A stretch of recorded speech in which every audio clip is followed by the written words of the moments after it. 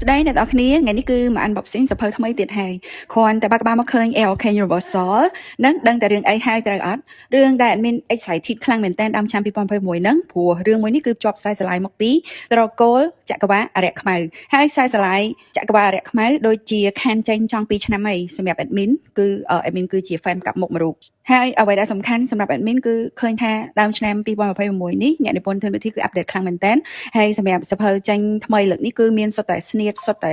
postcard ក្របសភៅប្រអប់សភៅអីណាឡើង best audition ហ្មង copy ការពី5-6ឆ្នាំមុនហើយនិយាយទៅ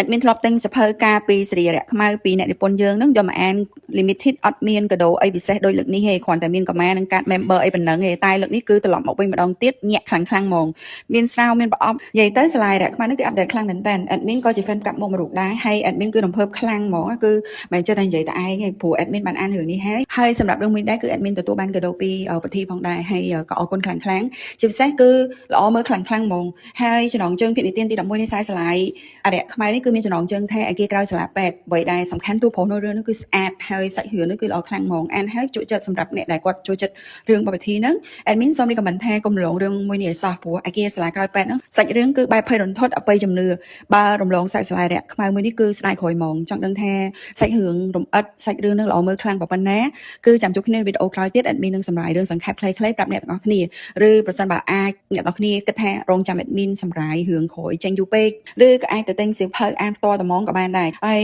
តើមានពណ៌សភៅនៅវិទ្យាស្ថានបច្ចេកវិទ្យានៃអាកាសទីវាលអំណាចរយៈពេល5ថ្ងៃចាប់ពីថ្ងៃទី11ដល់ថ្ងៃទី15ខែមីនាឆ្នាំ2021នេះគឺមានស្តង់សភៅចូលរួមជាច្រើនគ្រប់ប្រភេទ complex ជាងចូលទៅលេងស្តង់មេសា G47 G48 ទិញសាលាចក្រវាលរយៈខ្មៅរបស់យើងក៏ដូចជារឿងអាគារសាលាក្រោយពេទ្យនេះផងដែរហើយពិតជាមិនធ្វើឲ្យ fan អ្នកអានខកបំណងឡើយមានកដោនឹងមាន voucher ជាច្រើនរងចាំអ្នកទាំងអស់គ្នាហើយនឹងថែមជូនអ្នកទាំងអស់គ្នាក្នុងការជឿសភៅរឿងរបស់ធនវិធីអានហើយអ្វីដែលពិសេសក៏មិនមែនមានតែអ្នកនិពន្ធមួយនេះមានអ្នកនិពន្ធជាច្រើននៅក្នុងស្តង់សភៅផងដែរអរគុណជួបគ្នាវីដេអូក្រោយកុំភ្លេចជួយ like share ផងណា